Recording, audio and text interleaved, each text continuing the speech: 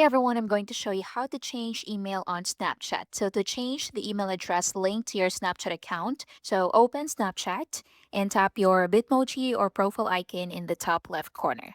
Next, tap the settings icon in the top right corner. Next, scroll down and look for email. Tap on it.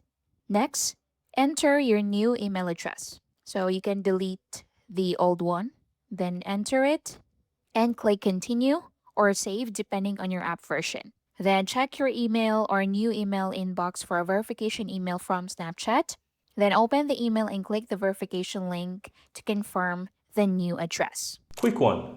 If you're finding this tutorial helpful, my team and I publish simply and easy to understand step-by-step tutorial daily. And I'd really appreciate if you hit that subscribe button to support our channel and of course so that you'll never miss out when we release videos just like this one every single day.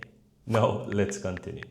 Now, if you no longer have access to your old email, you can still update it as long as you're logged into your Snapchat account.